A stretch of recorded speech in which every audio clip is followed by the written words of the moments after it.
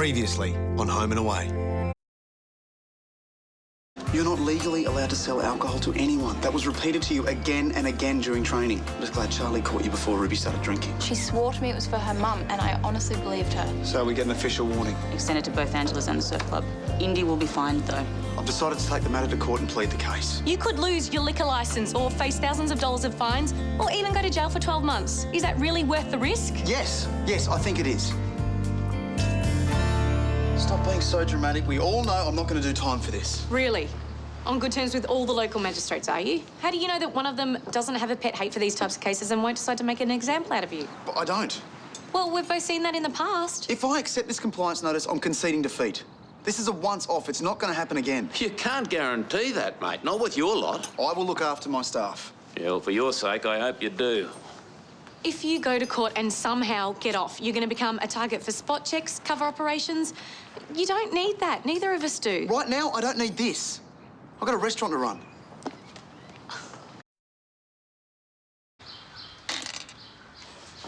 Hey, can you give me a hand with this?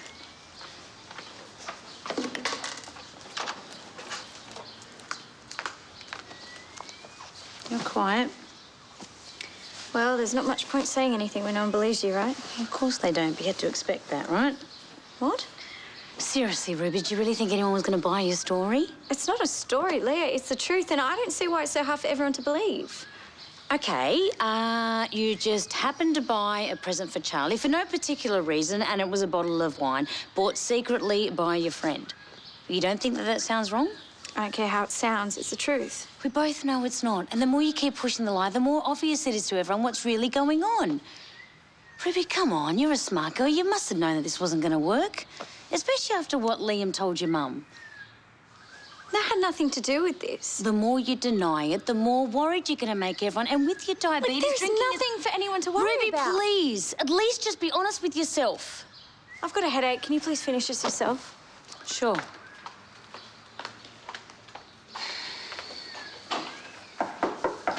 Hello? Oh, Irene, come in.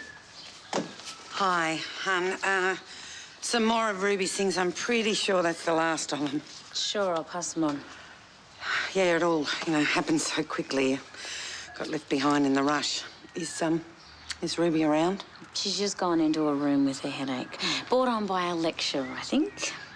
I can relate. Is Charlie here? No, I think she's still at Angelo's. But do you want me to maybe pass on a message? No, it's fine. Love, thanks. I'll catch up with her later on. Thanks, doll. See ya.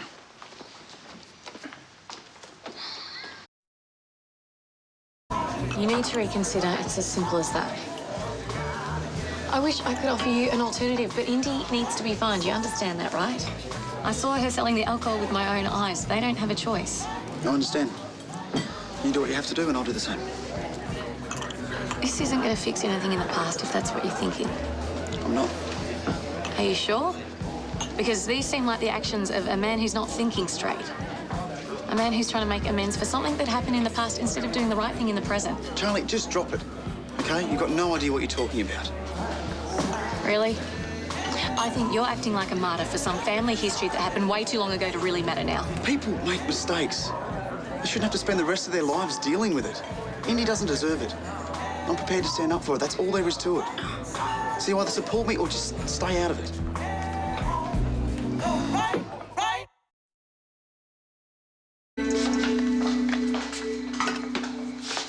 Hey. Hello. Where's Ruby? She hasn't come out of her room since we last spoke. She has a headache. Right. Hey, Irene came by too, looking for you. When are you going to talk to her, clear the air? Well, there's nothing to say. She's really hurt by what you said. I mean, she's putting on a front, but I can tell that you hit a nerve. Well, what do you want me to say? I'm sorry that she's upset, but I put my responsibilities as a mother before anything else. You understand that? No, of course I do. Okay, so tell me about this conversation with Ruby. Is she ready to come clean? No, not yet. She seems to have inherited a stubborn streak.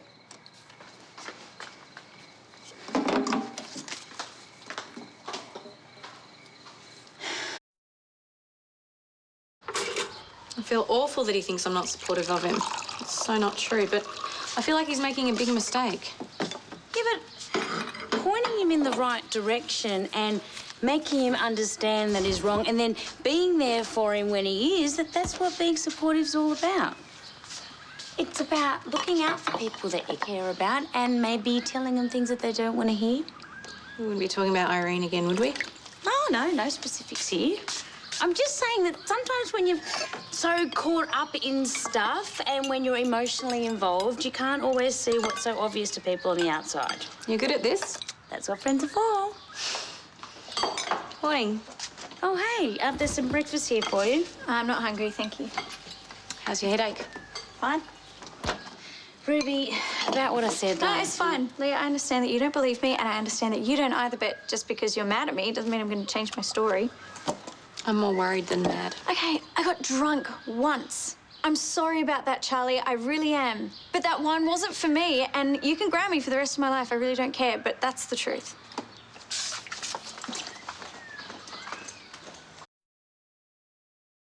I was going to call you. It's okay. I figured you might need your space. I just came by to say that you have my support. You have my advice as well, and I hope you take it.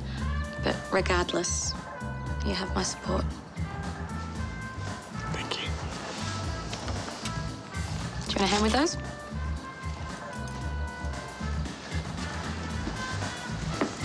You know, my brother and I used to hate doing cutlery when we were kids.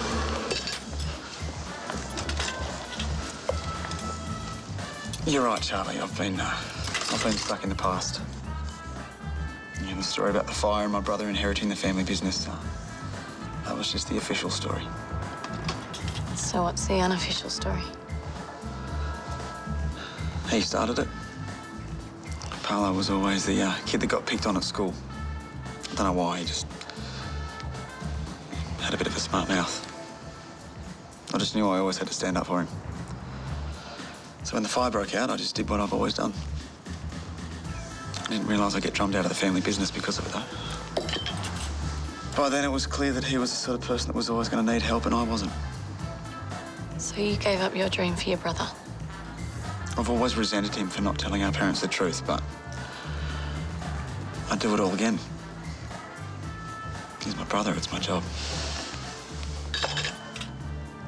I understand, but it's not your job to do it for everyone. Yeah. That's what I've just realised. You know, and I shouldn't have done it for him because now he can't take responsibility for anything in his life. And I'm about to do the same thing for Indy. It's okay to put yourself first. You deserve it. You've worked too hard to throw away your dream again. I know. That's how I'm taking the compliance notice.